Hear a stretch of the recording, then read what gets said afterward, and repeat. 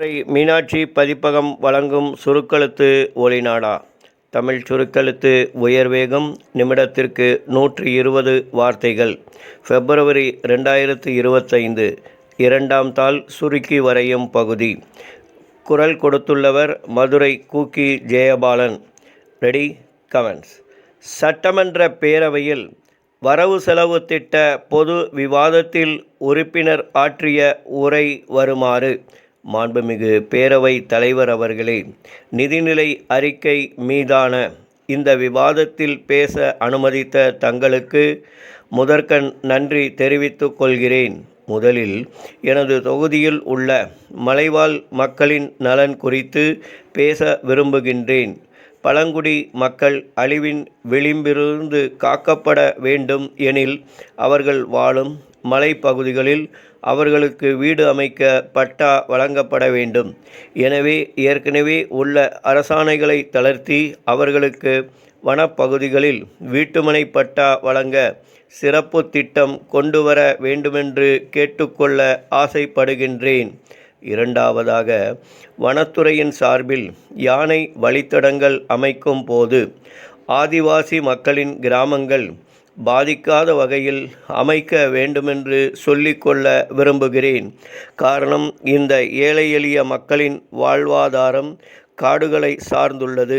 இவர்கள் அங்கிருந்து அகற்றப்படாமல் பாதுகாக்க ஆவண செய்ய வேண்டுமென்று மாண்புமிகு வனத்துறை அமைச்சர் அவர்களை கேட்டுக்கொள்ள கடமைப்பட்டுள்ளேன்.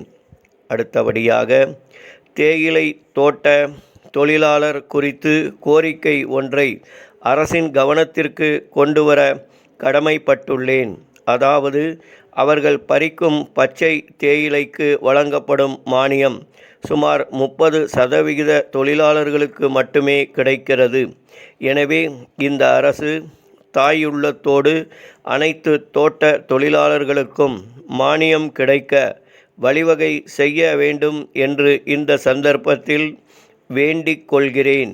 அடுத்தபடியாக, உள்ளாட்சி அமைப்புகளுக்கு தேர்தல்களை அறிவித்துள்ள இந்த அரசை நான் மனதார பாராட்டுகின்றேன்.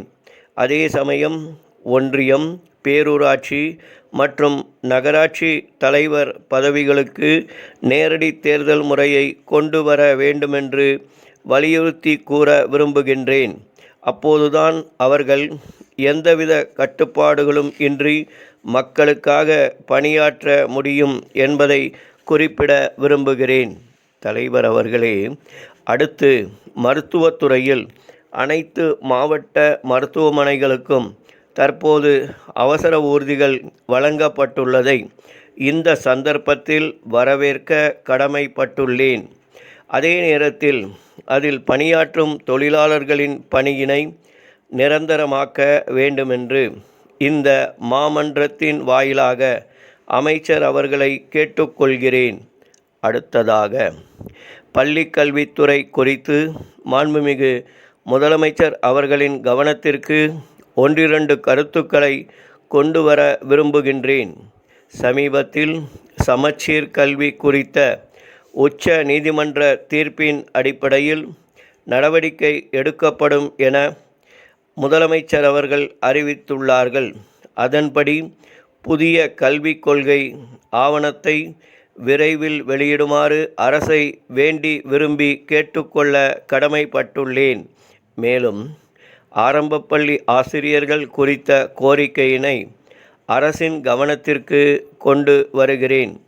தேசிய கல்விக் கொள்கை அடிப்படையில் பணியில் உள்ள ஆரம்பப்பள்ளி ஆசிரியர்களுக்கும் தேசிய தகுதி தேர்வு கட்டாயமாக்கப்பட்டுள்ளது. தமிழகத்தில் ஆரம்பப்பள்ளி ஆசிரியர்களுக்கு ஏற்கனவே சிறப்பான பயிற்சி அளிக்கப்பட்டுள்ளதால் இந்த தகுதி தேர்விலிருந்து விலக்களிக்க உதவி செய்ய வேண்டுமென்று கேட்டுக்கொள்ள ஆசைப்படுகிறேன். தற்போது ஆண்டுக்காண்டு இயற்கை சீற்றங்கள் அதிகரித்து வருகின்றன என்று சொன்னால் மிகையாகாது. அத்தகைய நேர்வுகளில் மத்திய அரசு நமக்கு வழங்கும் பேரிடர் நிவாரணத் தொகை போதுமான அளவில் இல்லை.